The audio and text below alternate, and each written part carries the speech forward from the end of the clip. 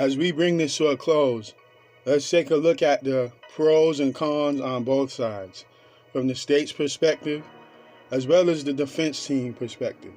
The state plans on recreating the entire murder at trial to prove that there's no other way that Sack Chaser and Juvie could have died other than the fact that they were shot point blank range in a vehicle from the inside and not from the outside, compounding with the cell phone data and everything else.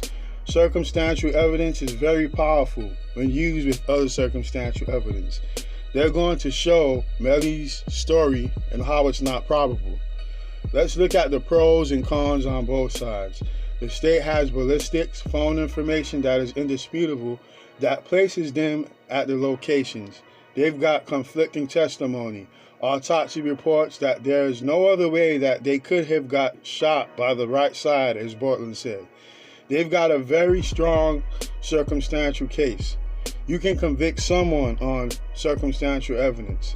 They've got the Snapchat conversation. The state plans on recreating the murder for the trial, which is why they got Melly's height and weight measurements as well as his DNA, for the specific reason that they can find someone that is his description that they can take and create the murder scene right in front of the jury. Here are the cons. The state does not have a murder weapon. The state does not have a witness. The state does not have a strong motive. But you don't need a motive to prove a murder case. A lot of the times it's nice to have it, because with premeditated murder, you're trying to establish he intended to do it for some kind of reason. The two reasons the state will say is because of financial reasons. Killing them would allow Melly to make more money. The second reason will be that YNW Sack Chaser had an argument with Melly's mom. There was some kind of dispute that led to the whole situation. The defense will most likely attack the detectives who conducted the investigation. The defense will attack the investigators' character and credibility. Any kind of internal investigations they had, the defense will bring it all up, because the prosecution has to disclose every single witness and give their background so the defense can properly cross-examine them in trial. They're also going to try and attack the phone evidence by saying Melly wasn't in possession of his phone and he wasn't there. The defense doesn't have Bortland testifying.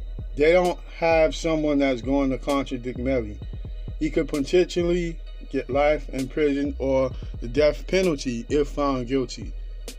That is both Melly and Bortland. And with that being said, we'll have to wait to see what happens on March 7th.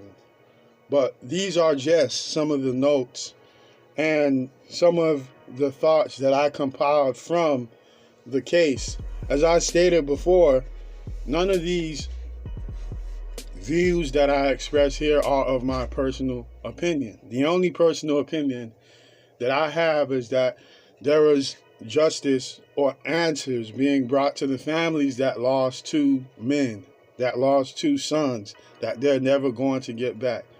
I know there are a lot of people that are just saying, oh, yeah, forget about it, free Melly, free whatever it is, whatever, yada. But the point is, there needs to be answers. You know, families want justice. I understand you don't care about it, but there are families that actually care. And unless they get justice, they're not going to stop. Whether Melly gets free or whether he gets locked up, someone needs to explain something. And I'll leave it at that.